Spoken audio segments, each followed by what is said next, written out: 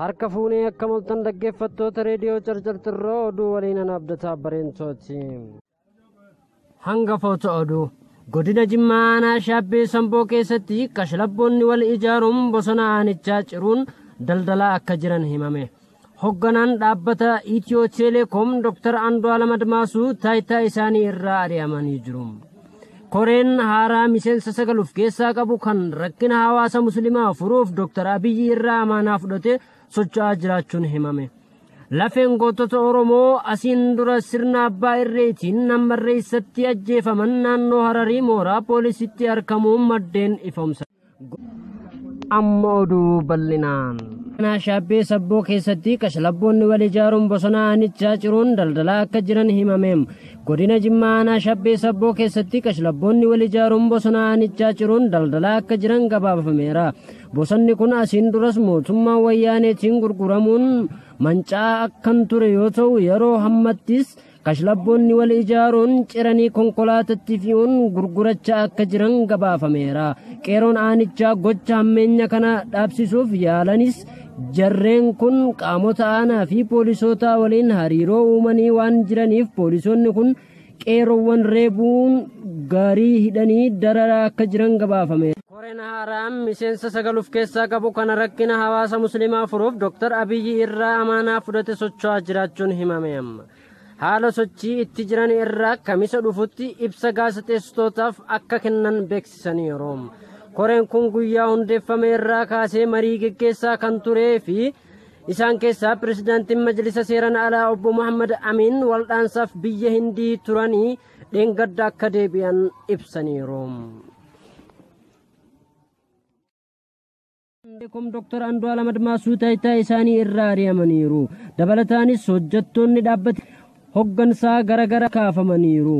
Dr. Andu'aalam waggoota 5 oliif hogganaa taayitaa hojjechaa akka turan silaa turuun isaanii eerameera. Dhaabbanni Teleekoom kubbaaniyaa hoggantoota TPLF fi akka gara isaanitti qabeenya kitiliyoona keessaa saamaa turuun akka ta'e yeroo dheertuuf komiin jabaan hawaasa keessaa dhagayamaatiin ture. Lafeen gootota Oromoo asiin dura sirna abbaa irree keessatti ajjeefamanii naannoo Hararii mooraa poolisitti argamuun maddeen ifoomsaniiru. Guyyaa kaleessaa iddoo gootonni Oromoo hedduun itti ajjeefaman ammarreessaa poolisoonni naannoo Hararii lafa sandaqanii haaduun lafee gootota baasuun buufata poolisitti facaasaa turuun dhagahame. Sabboontonni bulchiinsa aanaa Shankoor argaman dhimmicha wayitaa dhaga'anitti dhaqanii lafee poolisootaan baafamte fuudhatanii lafee waajjira poolisii fidamte malees iddoo irraa baafamte dhaquun tanfaffatee haftee walitti qabuuf tattaaffii godhuun kaasaniiru. Goota Oromoo mootummaa naannoo Harariitiin sirna dargii fi wayyaaneen wal tahee jumlaan ajjeesiisuun lafee sanii awwaalaa turan keessaa kan kaleessa baafame isa tokko tahuu jiraattonni dubbatan. Poolisoonni naannichaa jalqaba lafee tana baasanii hamma hawaasni dirmatee harkaa hin fudhatinitti lafee looniti jechuun darbuuf akka ka'an maddeen addeessaniiru.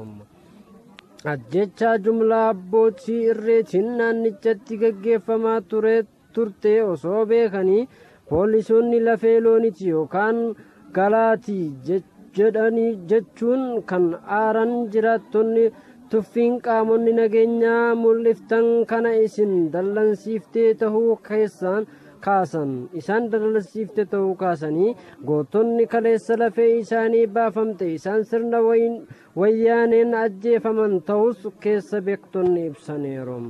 Eenyummaa gootota lafeen isaanii baafamte kanneeniin hamma ammatti jiraattonni beekuu baatanis DNA yookaan laalchifaman baramuun dandahamu akka hin oolle dubbatan.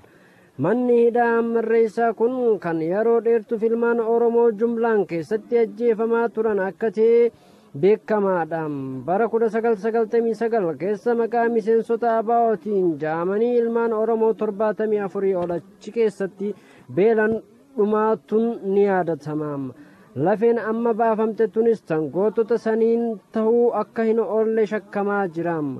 Uummanni Oromoo naannicha jiran lafeen tun sirnaan eegamuu akka qabu